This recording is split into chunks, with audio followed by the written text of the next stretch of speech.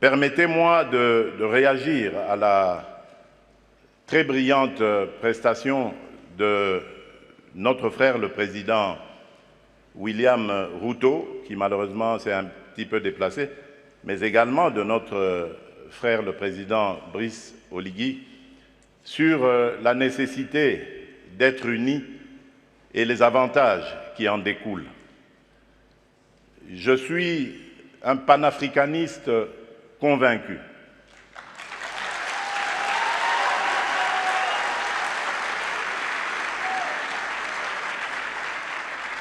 Et je suis vraiment rompu à cette conviction. Et lorsque je suis devenu, c'est ça la preuve d'ailleurs, lorsque je suis devenu président de la République, il y a presque 5 ans maintenant, la première destination à laquelle j'ai réservé mes déplacements, c'était l'Afrique.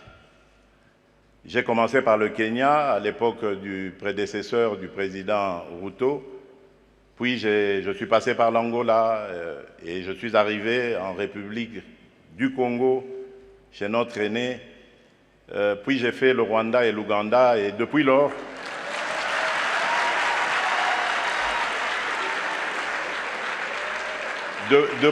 depuis lors, j'ai parcouru et visité tous les 9 pays voisins de la République démocratique du Congo.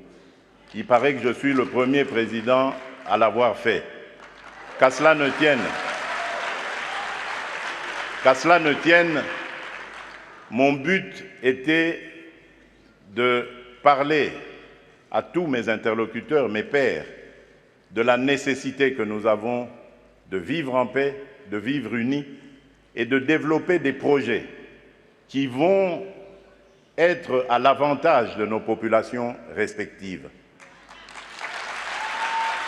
Et je suis en mesure de vous donner, pour chaque pays que j'ai visité, chaque pays voisin, les projets sur lesquels nous avons commencé à parler, à nous organiser pour les développer. Donc c'est vous dire l'attachement que j'ai à la paix et à l'unité des peuples d'Afrique. Mais, car il y a un mais, et là je voudrais vraiment m'excuser de tempérer un peu l'enthousiasme qui a été le nôtre lorsque nous avons suivi le président Ruto, pour dire, malheureusement, nous sommes loin de la réalité. Parce qu'en ce moment, par exemple, où nous parlons de ce sujet très, très important, hyper important, la conservation de notre biodiversité, de nos forêts, il se passe actuellement dans le parc de Virunga, une des réserves naturelles les plus importantes au monde, en forêt et en biodiversité, un activisme armé qui met à mal cet écosystème, qui le détruit. Et cela n'a pas été décidé à Washington, à Paris, à Bruxelles ou à Londres. Ça a été décidé en Afrique, et plus précisément à Kigali.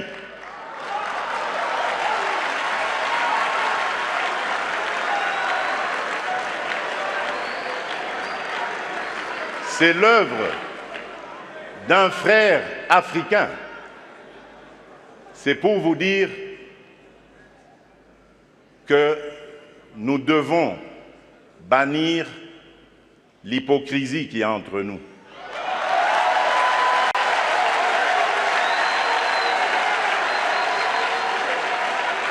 Nous devons bannir des fléaux tels que le tribalisme, la haine de l'autre. Et c'est là, je crois, que nous pourrions parler d'abattre nos barrières, d'effacer les tarifs douaniers, etc. Tout simplement parce que, malgré nos engagements, rappelez-vous, à l'Union africaine, l'horizon 2020 était l'objectif pour faire taire les armes en Afrique. C'est devenu une chimère. Et nous ne nous en offusquons pas. Nous ne condamnons pas. Et tant que ce sera comme ça, il faudra oublier toutes les bonnes initiatives telles que celles préconisées par le président Ruto. Nous devons avoir le courage de nous regarder entre Africains, les yeux dans les yeux.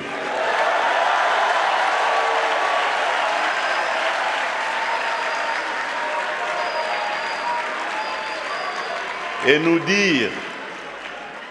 dire que on ne peut pas s'appeler frère et se poignarder dans le dos en même temps.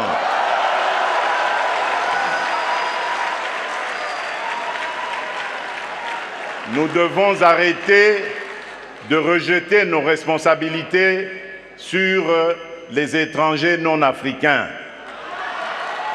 La colonisation, ça fait une soixantaine d'années qu'elle allait terminer en Afrique. Ceux qui nous avaient colonisés, divisés, aujourd'hui ils ont compris le sens de la paix. J'en veux pour preuve la France et l'Allemagne, pour ne citer que ces deux pays, qui étaient les meilleurs ennemis dans le passé et qui sont les meilleurs amis aujourd'hui, le moteur de l'Union européenne. Tant que nous ne réfléchirons pas comme ça, eh bien ces gens-là, ces amis, ces partenaires à qui nous rejetons toujours la faute, ils continueront à nous prendre pour des irresponsables, ils ne nous respecteront jamais.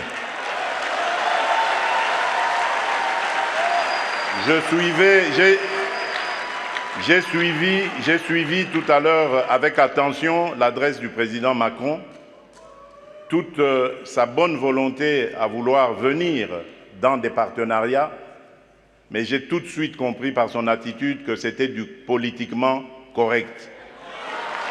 Il n'en croyait pas un mot. Non pas parce que lui est menteur, non, loin de là. Parce que nous ne sommes pas sérieux, et eux le savent.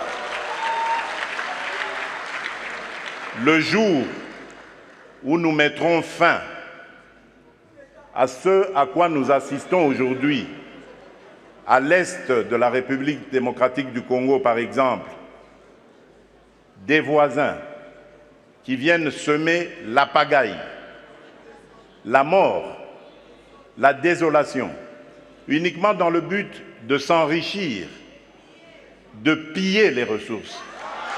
Le jour où nous mettrons fin à ce genre de comportement, alors oui, là nous aurons compris. Parce que je suis désolé, en tant que président de la République démocratique du Congo et face à ce genre de choses, je ne suis pas tenté de construire des ponts, mais plutôt des murs pour sécuriser ma population.